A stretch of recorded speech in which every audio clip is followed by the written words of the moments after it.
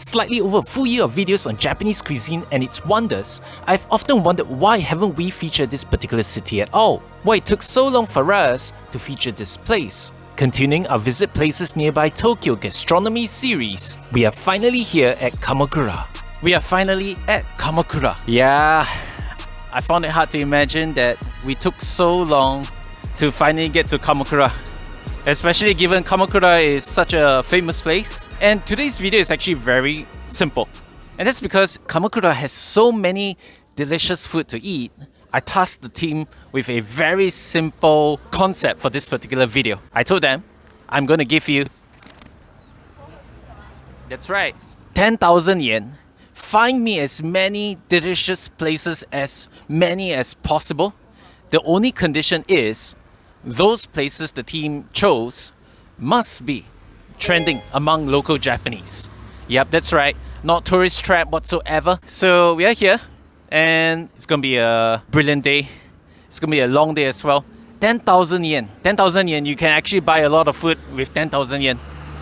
Alright, my stomach, let's go. Let's begin with something warm.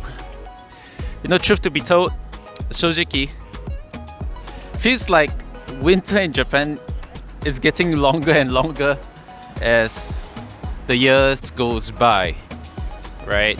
Summer seems to be really short but really hot and intense, and winter, my goodness, it keeps getting longer in my opinion. So let's start off with something warm, and based on the team Neko-san's recommendation, our very first place, we're gonna have some coffee.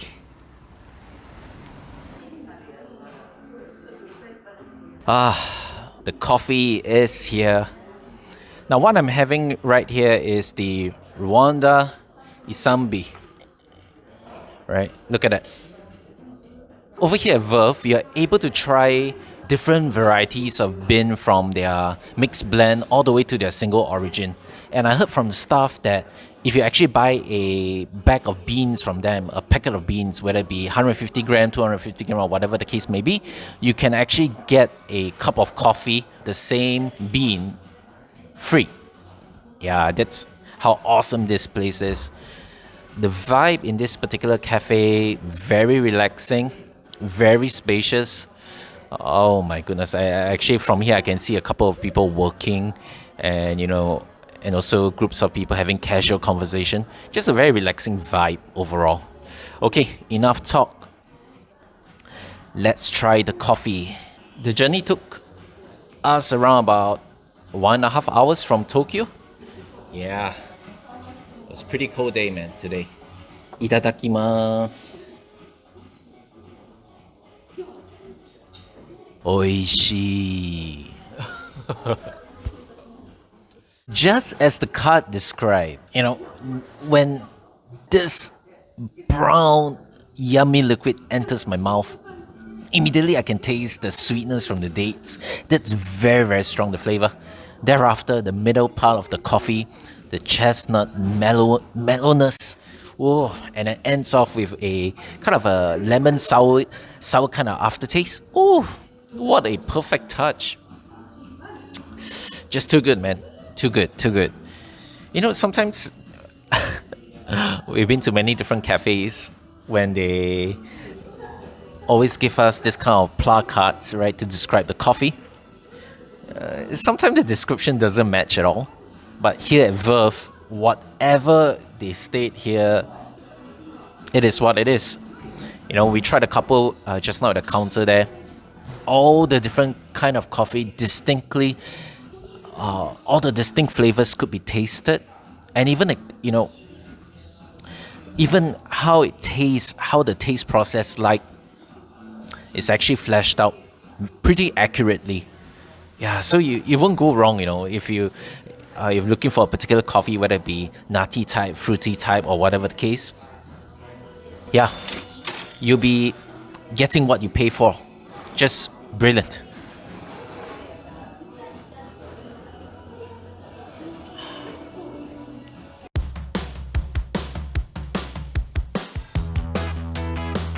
Let me tell you all something. pretty funny. Just now when we entered the coffee shop Verve, I had a shock that this was the place because they're actually renovating the building. I did not realize that this was actually the place. So I actually walked past it and like, where's the coffee? Where's the coffee shop? Yeah, so we had a brief chat with the staff just now as well. The staff was telling us that the shop actually changed coffee, some of the beans, every around about 1.5 months. So this to give new flavors to the shop.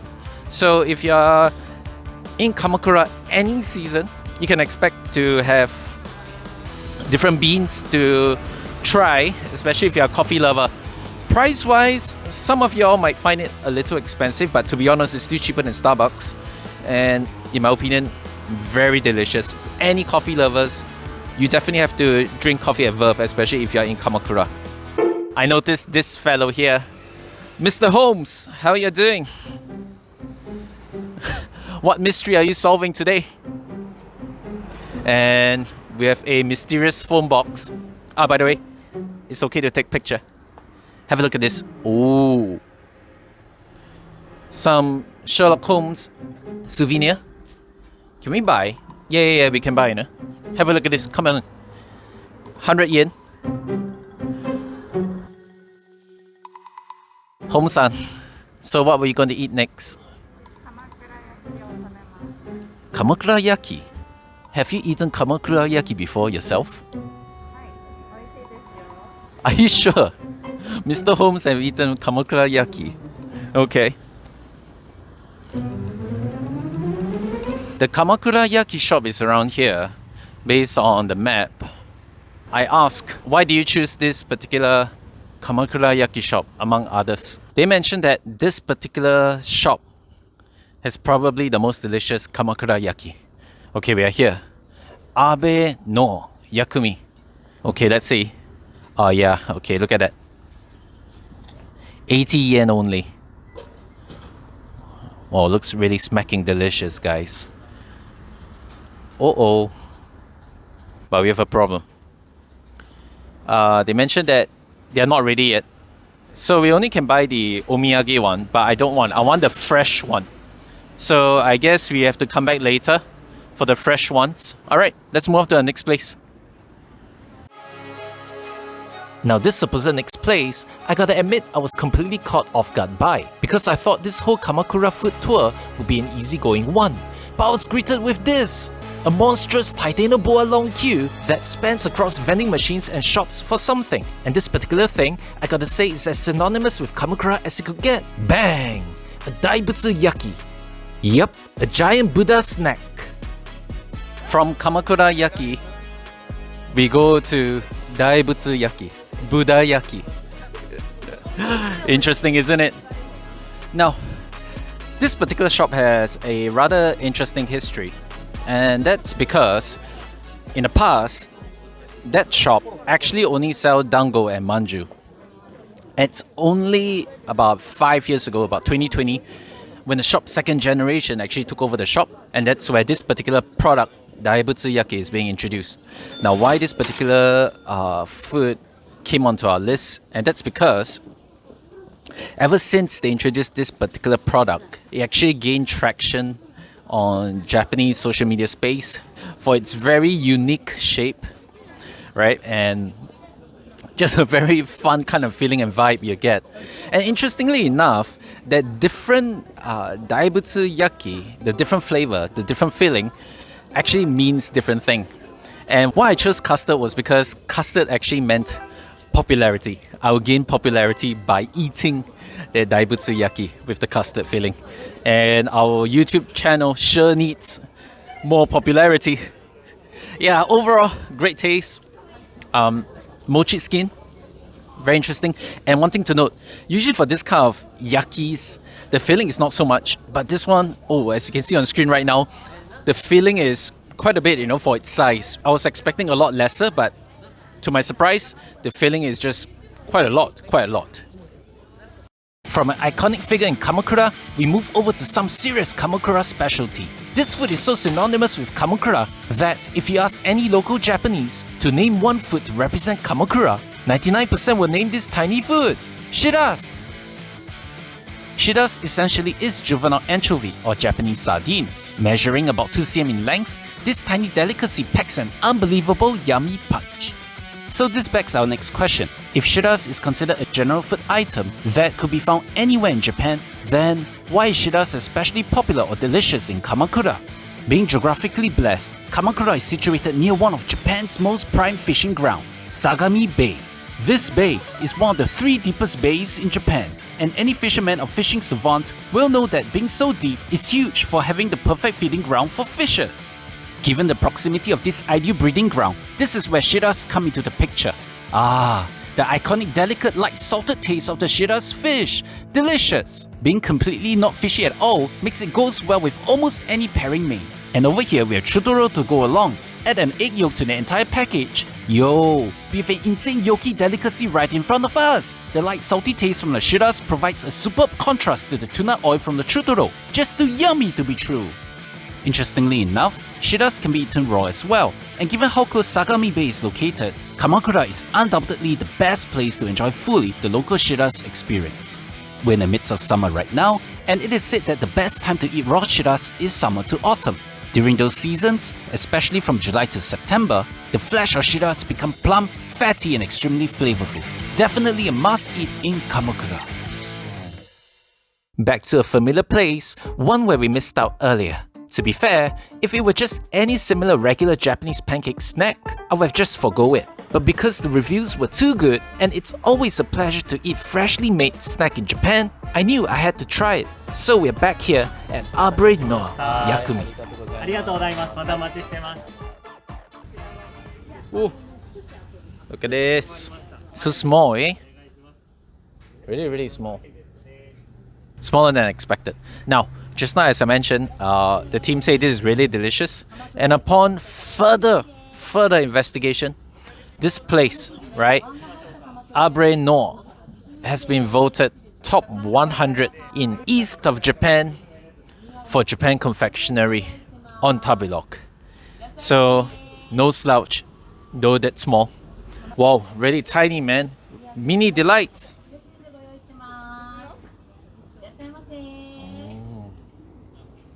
Oh, look at that.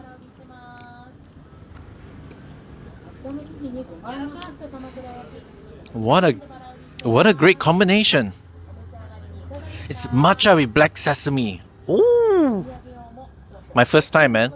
Usually it's like only just black sesame, but this is on the outside you have the matcha, and inside is the black sesame paste, but even on the inside there is a matcha flavor infused with it as well. So very sort of interesting combination here. Compared to the daibutsu yaki, this one, the puff on the outside is the yaki is actually a lot more softer and slightly more flavorful. I guess that's because of the matcha. But very delicious, this one. 80 yen only. Oh my goodness. Oishi. So far so good. I believe right now we have around about 5,000 to 6,000 yen. Still got more to come. So where are we going next? Cafe again? どうして? Okay, deliver a delicious coffee and great environment, quiet environment. But why is the coffee delicious? They do their own roasting. Okay, that's new. What else? Their specialty is cold brew. I guess there's some difference because the first one that we gone to, we actually drank drip coffee, right? I drank the Rwanda coffee. Okay then, let's go. Wow, this place is on the second level. But just now, I got a shock. And that is, I saw the price of the cold brew. You will not believe. 900 yen. 高いね. 900 yen cold brew. First time I tried that expensive. Okay, we'll see. いきます. Besides the price, I couldn't believe what happened next. A list of 10 rules to follow, and the most interesting one, apparently, no talking is allowed. This is a silent coffee drinking experience. What? This sure is a first for me, but the shock don't just end there. Would you look at this? The cold brew was actually served in a wine glassware. What? The presentation was a hint of what's to come, because the coffee was absolutely sensational. If there's such a thing as a wine tasting experience, then this, my friends, was a coffee tasting experience to remember. The coffee's essence present in the cold brew was harnessed to perfection. The deep and rich earthy taste bathed my taste buds thoroughly, leaving none unsatisfied. For any coffee lover, this surely is pure bliss. And to top all of that coffee goodness off, as the cold dark liquid slowly trickled and swam down my throat, it left behind a perfect bitter luxurious aftertaste. What on blue earth is this one-of-a-kind cold brew? Not only that, the aroma from the cold brew was an absolute beast of a treasure chest. It's like receptors in my nose peeling away and discovering a golden coffee scent. The iconic roasted warmth aroma that is comfy, earthy, and weighty. It is almost as if I felt blood rushing up and giving me a nosebleed. I'm seriously not over-exaggerating and joking here, because to not spoil this experience, it is actually stated explicitly in their shop rules that you'll be turned away if you wear any heavy scented products or perfume. Nani? And for one last react, the rich, antique and mysterious interior design of the shop only hyped up this whole luxurious coffee experience to the absolute max. Guys, I have an announcement to make, and that is, I have probably drunk the best cold brew of my life. Yep. That cold brew was just, ooh! Oishi, sweet. Everyone, sweet man, oh my goodness. What's gonna explain what I've just tasted? 900 yen? Yes, completely worth it. Okay, now, before I continue on, as you can see, I'm brisk walking, and that's because we are late. Yeah, that's right. We still have a couple more places to go. The time now is roughly around about 2, almost 3 p.m. And according to the team, I still have tons more to eat. So, yeah, let's go. From out of this world luxurious coffee experience, we rush head on to our iconic Japanese snack treat side quest. Itadakimasu.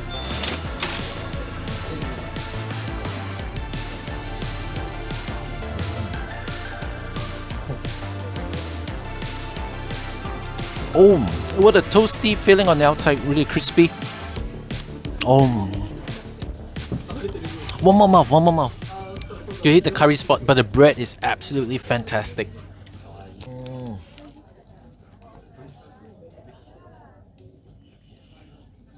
Oishi. Oh. Look at the curry on the inside. Oh my goodness. The curry is really thick. Oh, great filling there. Everything come to expect of a curry pan is inside, but the bread is just fantastic, man. Oh my goodness. And oh my gosh, actually, is that cheese on the inside? Seems like it. There's cheese on the inside. Ooh.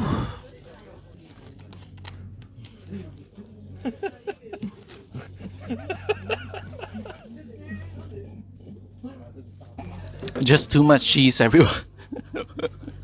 The cheese is too long. Too long. Extremely delicious, everyone. Now I know why they won the award. Fabulous. Next on the iconic Japanese snack treat list, something nostalgic, but this time with a circular twist to it. What a shape this menchikatsu. Menchikatsu feasting, everyone. Feasting, look at that. Ooh. What a bowl. Literally the size of a tennis ball. Yeah.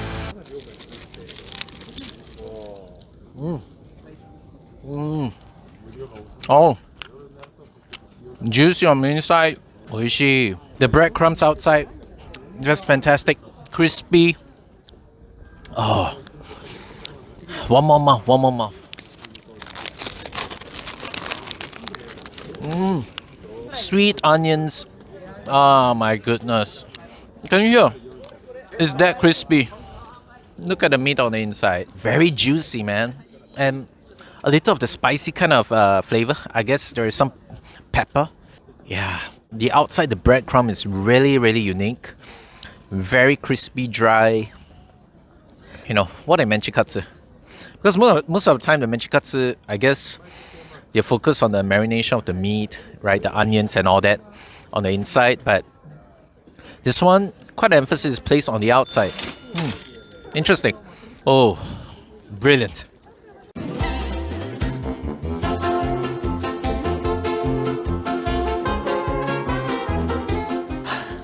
Uh-oh. First one for the day. They do not have what we are looking for. We are actually trying to eat tamagoyaki. They mention here, currently they don't have. When they will have it, I'm not too sure. So, yeah, so this is it. Tamagoyaki. I guess no choice then. On to the next one. Fortunately, our little eggy side quest didn't just leave us empty-handed, because we're going to eat something crazy cool. A bakery that's doing eggs like you've never seen before. Now, they're known for breads, brioche, baguettes, and those you expect. But this is the reason we came. This bread isn't just flour and water. Yeah, you heard that right. Its main ingredient, only egg yolk. The texture, super fluffy puffy, melts in your mouth and smooth all the way down. Not dry, not crumbly, that familiar light and flaky crust on the outside, soft, comfy, super moist and rich eggy flavor inside, with the incredible golden yolk twist. And get this, the yolks came from organic free-range chickens, so yeah, it tastes as good as it sounds. We have a problem, everyone. In fact, we have two problems. First one, I'm starting to get really full. Really, really full. I'm not so sure if I can continue some more. We still have a couple more places to go. Number two, we may not be able to make it to all because it's approaching 5 and 6, and most of the shops are closed around 5 to 6 in Kamakura. And I also would like to go to some of the attraction spots in Kamakura. Well, it's been a while since I last visited Kamakura, so I'd like to pay them a visit, some iconic attractions. So yeah, we're trying to rush and see whether can we accomplish whatever we set out to do today. Okay, let's see what's on the inside. Oh, look at this. The name of this bakery is called MBS 46.7. Apparently, this is their best seller. This is a cranberry and cream cheese. It's somewhat like a brioche hard bread type of bread again, but it looks really, wow, it's really tough. It's really heavy. Unfortunately, you guys can't feel it, but it's pretty weighty. Itadakimasu. Oh, hot.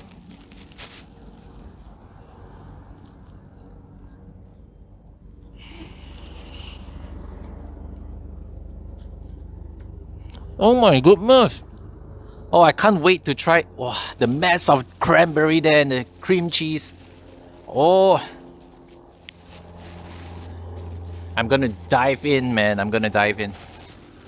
Oh.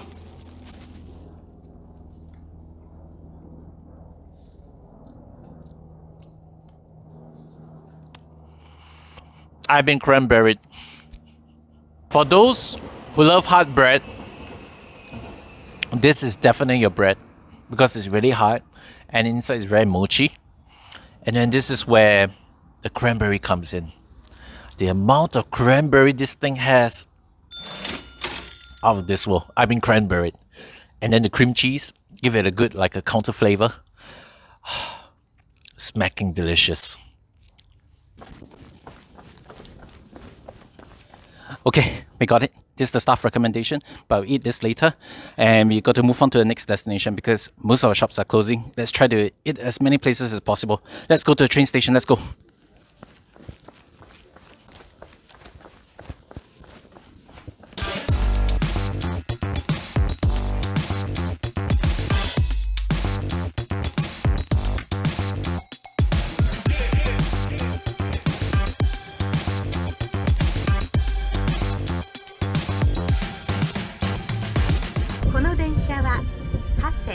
江ノ島方面藤沢行きです。 We did it, guys. We did it. We just managed to enter this place. Quite literally the last people to enter here. They were playing the music. Once you hear the music, you know that that's it. They're not going to accept any more people, any more visitors to the place. And yeah, we are finally here. Buddha-san, ikimasu. Perfect for thumbnail.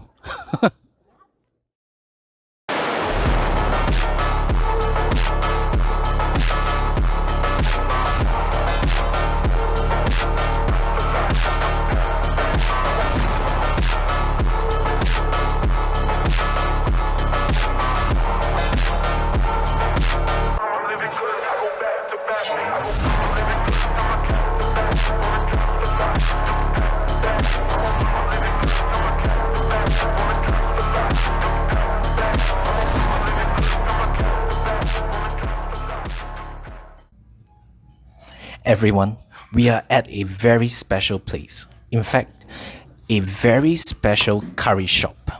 Because this particular curry shop is more than 65 years old. And not only that, they have been twice voted since 2023 and 2024 as one of the top 100 curry shop in the whole of Japan by Tabelog. This is Curry House Caraway. Not gonna lie, this whole setup looks very simple, but my goodness, look at how thick that curry is. What I ordered here is their highly recommended beef curry. Oh, so thick, my goodness. Just wonder how it's gonna be, man. Curry feasting begin. Ooh.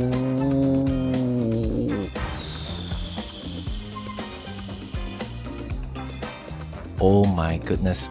Smells so beefy, man. Ooh. Look at that. Just flaming here. Oh my goodness. Oh my. It smells so beefy even from here, man. It smells so beefy. I can't wait to try this. It really smells too good, man. It smells too good. Oh.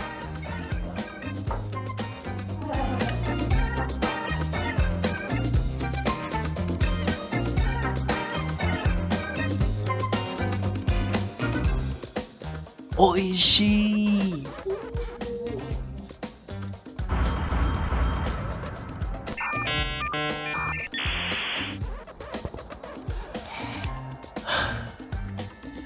Those who like good spicy Japanese curry, this is the place. Oh my goodness. Many people say Japanese curry is not very that delicious because it's not spicy enough. But this one, oh my goodness. This could probably be the best Japanese curry I've eaten. I'm not pulling your leg. It is that good. It is that good. The amount of beef inside this thing, you don't have to worry. The beefiness could be felt. Even the meat itself, it's all over this particular curry here. The spice level, we cannot choose the spice level, right? Yeah, we cannot really choose the spice level, but frankly speaking, it is pretty spicy. It is pretty spicy. The small plate of curry over here, the amount of rice, it's actually already 300 grams. That's actually quite a lot, because usually in most places the amount of rice they give you is around only about 200 to 230 grams. So 100 grams of rice more, it actually makes a lot of difference. And the large plate of curry they're serving here at Caraway is actually 550 grams. Oh my goodness, it's a lot. So I was afraid that I couldn't finish, so I actually ordered the small one. But now I'm starting to regret my choice, and that's because given how delicious this curry is, I can finish up this 300 gram in no time, man. In fact, I want more rice. Ooh. This time, hesitation proved deadly. Oh my goodness, I wish I really wish now I could have ordered the 550 gram. That's how good the curry is, you know. It makes the rice feels like so tasty, and all the more you want to eat more and more and more. I'm halfway through the bowl. The amount of beef they've given on this plate of curry, on this serving of curry, it's just simply spectacular, man. Simply sensational. The entire curry is actually flooded with all the beef. Just one notification, and that is if you intend to come here at Caraway as a family, if your kid cannot take spiciness, I advise not ordering the adult version. They actually have curry for children, so maybe go for that. Because honestly speaking, it's actually pretty spicy. Feels more than just the pepper kind of spiciness. I wonder what they do, you know. It's pretty unique because the spiciness has depth. Right, the spiciness has depth. It goes layers deep, you know, layers deep that you feel, oh, this is the real deal. Yeah, so really it is not just purely from pepper, but something more, something more. I wonder what it is. Finished. In 2025, when food prices are rising and all that, I found it really amazing that such a spectacular plate of curry can still be under 1,000 yen. Oh my goodness. This small plate, which is already quite big, is actually only 900 yen. Can you believe that? Only 900 yen, the regular size version, which gives you 550 grams of rice. Oh my goodness, you only need to pay 30 yen more at 930 yen. What a deal if you ask me. Well, provided if you can finish it. Subarashi ne. Subarashi. Back in Tokyo. What a way to end our Kamakura 10,000 yen food challenge. And before we end off today, I was asking the team, so how many did I miss out? Because they told me that there were actually 15 places I was supposed to go, but we only ended up with going to 12. But not gonna lie, I'm really full as a ball, full as a bloated basketball, that full. How much yen we spent so far? Check below. The team isn't sure right now, but I guess probably around about 3,000 yen I missed out. I guess this actually shows one thing, right? Kamakura has too many good food. Alright, too many good food. And when I gave the team this particular challenge, we are wondering, are we able to finish, essentially, our challenge? Seems like it's not possible, and this actually is a good thing, right? So if you're planning for a trip to Kamakura, do plan for more than one day. Plan for more than one day. You definitely need it. You probably need to stay around about 2 days or so. Yeah, and especially if you like to go and visit the other attractions. And last of all, before I forget, that is our pound cake that we missed out eating. Okay, let's try. This was the last bakery that we were supposed to go to. Fortunately, we did rush. If not, we'll definitely not be able to see the giant Buddha statue. We're literally one of the last few to be able to get into the place. This is Kibiya Bakery signature pound cake. Okay, let's see how delicious this is. Looks really steep though. See a couple of walnuts here, raisins as well. Oh, smells really good. The spice smells like carrot cake.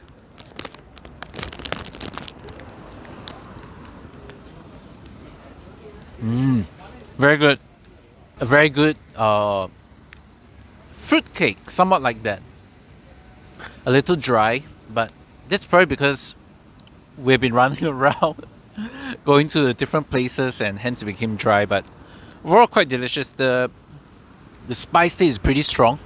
I could taste a little cinnamon, carrot as well if I'm not wrong, but quite delicious.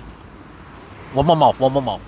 Now before I forget, There is a reason why we show so many bakery, and that's because in Kamakura, there's just a lot, and a lot of extremely delicious bakeries. Just too many, man. All they have their own signature, all have their own specialty, from baguettes to your puff pastries to tarts and all that. Just too many. So as you can see, Kamakura has a wide variety of oishi food for all foodies out there. Besides the giant Buddha statue, Enoshima, and so on and so forth, food is definitely, if you're a foodie, Kamakura is definitely the place to go. Alright then, I'll finish this up when we end the video, and I've reached my destination for the evening. I'm right outside Lawson's now. Okay, I'll see you in the next video.